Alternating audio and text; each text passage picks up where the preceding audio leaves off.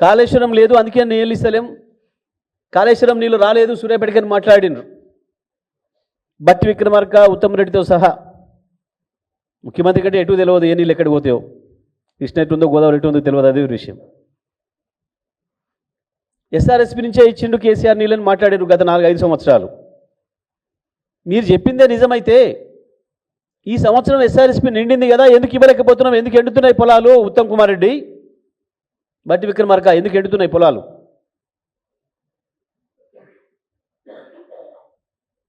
ఎందుకు వరంగల్, నల్గొండ జిల్లాలో, సూర్యాపేట జిల్లా, నల్గొండ ఉమ్మడి జిల్లాలో, ఉమ్మడి వరంగల్, ఉమ్మడి నల్గొండ జిల్లాల్లో వేల లక్షలాది ఎకరాలు రైతులు ఎందుకు ఎండబెట్టుకోవాల్సి వస్తుంది? ఎందుకు ఎండిపోతున్నాయి పొలాలు? ఎందుకు బర్రెల గొర్రెలకు అమ్ముకుంటున్నారు? నీ చేతగాంతనము కేవలం మీ డబ్బుల దాహం, ఇసుక అమ్ముకొని డబ్బులు సంపాదించుకోవడానికి, మీ ఇసుక మాఫియా చేస్తున్న దుర్మార్గానికి కాళేశ్వరం నుంచి నీళ్ళు ఇవ్వడం లేదు. గోదావరి నదితో సహా సుందిల్లా అన్నారంలో నీళ్లు నింపే అవకాశం ఉన్నా కేవలం ఇసుక మీద 100 కోట్లు సంపాదించుకోవడం కొరకు వేలాది మంది రైతుల ఉసురు తీస్తున్నారు. ఊరికేనే పోదా పాపం, శిక్ష అనుభవిస్తారు. ఇలా అధికారంలో ఉంది కదా మాకేం కాదు అనుకుంటున్నారేమో, కొద్ది రోజులే.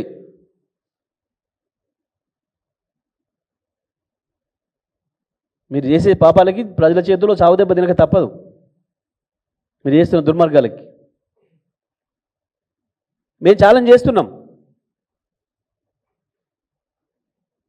కాళేశ్వరం ప్రాజెక్టు మొత్తం ఇంటాక్ట్ ఉంది.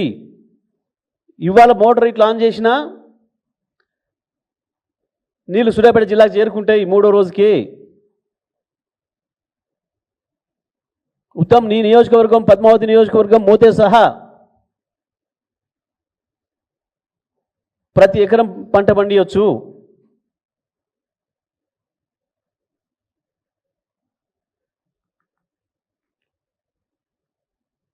కేవలం మేడిగడ్డలో కుంగిపోయిన ఒక్క పిల్లర్తోని నీళ్ళు ఇవ్వడానికి ఎటువంటి ఇబ్బంది రాలే. కన్నెపల్లి పంప్ హౌస్ మంచిగా ఉంది, ఇప్పటికి కూడా గోదావరి లైవ్గా పోతుంది. ఈరోజు కూడా గోదావరి నీళ్ళని ఎత్తే అవకాశం ఉంది.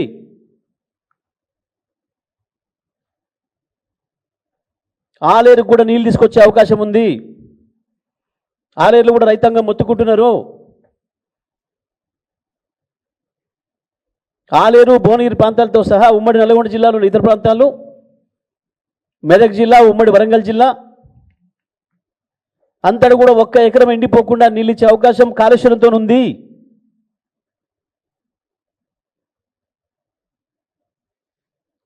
అయినా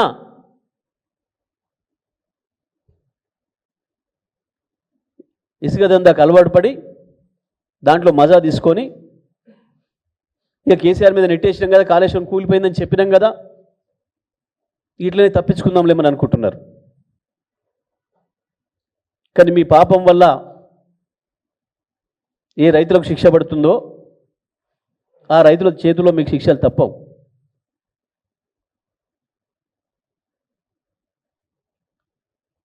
నేను మీడియా మిత్రులకు కూడా విజ్ఞప్తి చేస్తా ఉన్నా, దయచేసి ఆ ప్రజల బాధలు చూపించండి, రైతుల గోడు వినిపించండి. ఇంకా ముఖ్యమంత్రి మాట్లాడే చిల్లర మాటలు, ఆయన తాబేదారులు మాట్లాడే చిల్లర మాటలతోని ప్రజల సమస్యల్ని పక్కదారి పోనీయకండి.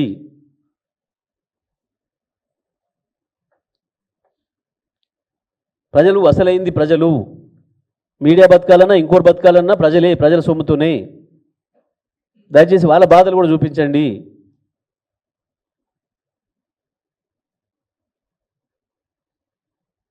ముఖ్యమంత్రి మాట ఒకటి కూడా బాధ్యతాయుతంగా లేవు, ఆ స్థాయికి తగ్గట్టుగా లేవు, పనులు లేవు, మాటలు లేవు,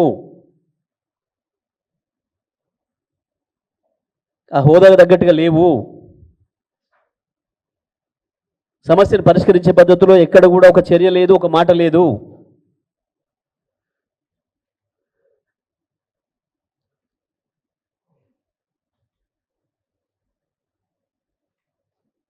కేవలం పదవిని కాపాడుకోవడం కొరకు మోడీతో అంటగాగుతూ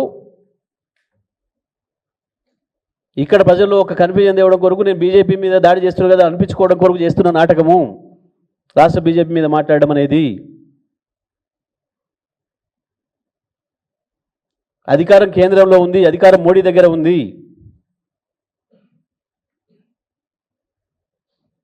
కానీ మోడీని పొగుడుతూ ఇక్కడ బీజేపీని తిట్టడం అనేది కేవలం ఒక డ్రామా.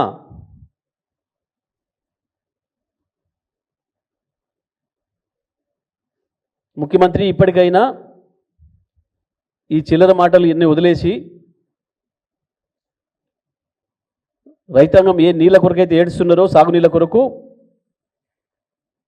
ఇచ్చే అవకాశం ఉంది. ఇప్పటికైనా ఈ రోజు నుంచి చర్యలు తీసుకున్నా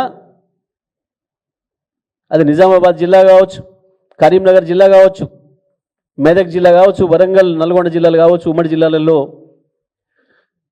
లక్షలాది ఎకరాల్ని బతికించే అవకాశం ఉంది.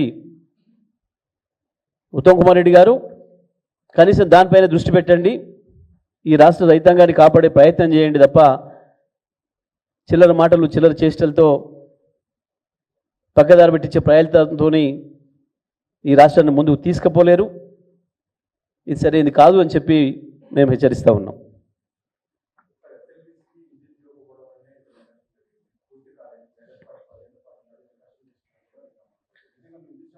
నేనేమంటున్నా, చిల్లరగాండ్లు చిల్లర మాటలు, చిల్లరగాండ్లు చిల్లర మాటలు అంటున్నాను నేను, ముఖ్యమంత్రి మంత్రివర్గంతో సహా. మేము 5 సంవత్సరాలు ఆ నీళ్ళతోనే ఇబ్బంది పడ్డాం. కాంట్రాక్టరు శక్తికి మించిపోయింది, ఊట ఎక్కువ వచ్చి, పైగా వరుసగా శ్రీశైలం 3 నెలలు 4 నెలలు పైన ఓవర్ఫ్లో కావడంతో నీటి ఊట పెరగడం ద్వారా ఇన్లెట్లో పని చేయలేకపోయినాం. స్పష్టంగా ఉంది. అది నువ్వు చెప్పేది ఎందుకు కొట్టంగానే ఇయ్యాలా? మేమే చెప్పిన ఆ రోజు, గతంలో నేను మాట్లాడిన చాలా ఉన్నాయి రిపోర్ట్. అవుట్లెట్లో వైపు పనిచేయొచ్చింది, చేసినాం. 12 కిలోమీటర్ల పైన తోమినాం. మాకు తెలుసు. కానీ మీలాగా చిల్లర వేషాలు వేసి ప్రజల ప్రాణాలు ఎక్కడైనా పోనీ అని చెప్పి మేము ప్రవర్తించలే. నేను చెప్తుంది అది, మేమే చెప్తున్నాం ఆ మాట. పరిస్థితులు అనుకూలించలేదు, చేయలేకపోయినామనే మాట. మీకు సోయలేదు కాబట్టి, ప్రజల ప్రాణాల పట్ల మీకు లెక్కలేదు కాబట్టి దుర్మార్గం చేశారు మీరు. ఆ మాట మేమే చెప్పినాం.